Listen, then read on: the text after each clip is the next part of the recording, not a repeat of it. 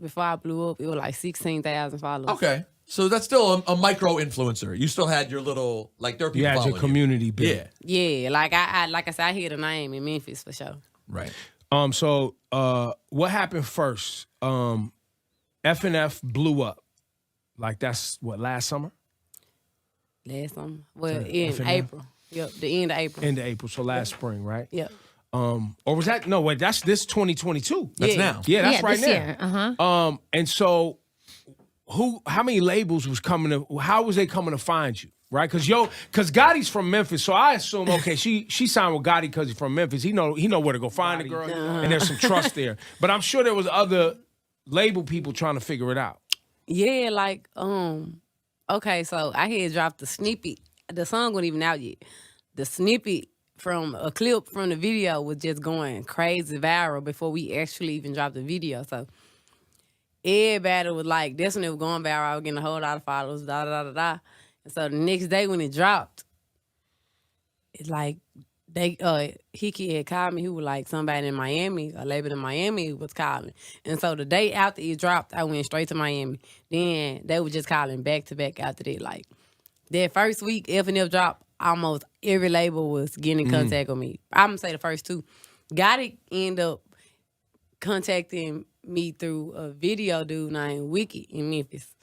And Now, did Wiki film F&F video? Nah, Wiki ain't filmed it, but I didn't make videos with Wiki before. And him and Gotti, they know each other. So when I was hearing Wiki say it, he called me and told me, he was like, and Gotti called me. Like, I'm like, I don't know if he telling the truth. Like, he might just be amping me up because, it's the hype right now, know? So I'm just like, nah, Gotti ain't. He ain't said just no stuff like that. But I still had in my head, like, he probably did.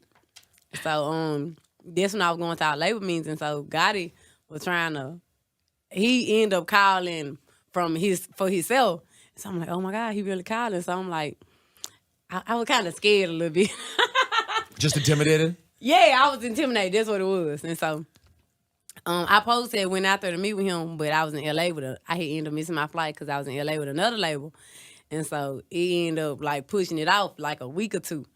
And so, like I said, by this time, I done met with, like, a lot of labels, had the meetings. And so, Gotti was, like, standing firm on it. He had called me. He had DM me. And because I used to blow Gotti up. So you was trying to get to him from early. I used to blow, like, all labels up. Like, when I was trying to come up, I used to blow every label up, send them my music, go tap in. I'm a rapper from Memphis. The typical So he stuff. looked in the DM. So in your DM, did you guys have old conversation from when you used to blow him up? Yeah, like I probably wouldn't even remember that I did that until you text me. And I looked at our thread. I'm like, shit, I used to text the shit out of him. And so he had called me personally from his own DM. And he was like, we trying to get you to come out here. So I'm like, all right, bet.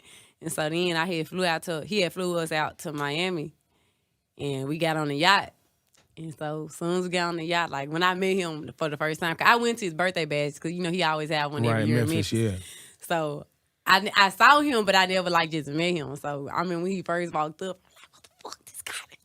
And so we ended up getting on the yacht, and it was just cool. We was eating out instantly. I plugged my phone up.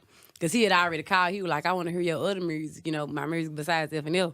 So he was like, I want to hear what else you got, you know what I'm saying? So when I went there, I just plugged my phone up and got to playing all my unreleased songs that I made. And he was like, yeah, she hard. Yeah. And so, like, none of the other labels did that. Like, they were so interested in F&F and what they could do with F&F. They wasn't ready to go into you as an artist. Yeah, like, they'll say play my other music, but they just wasn't into it like that. But Gotti, when he heard my other music, he was just like excited. Like it was just different.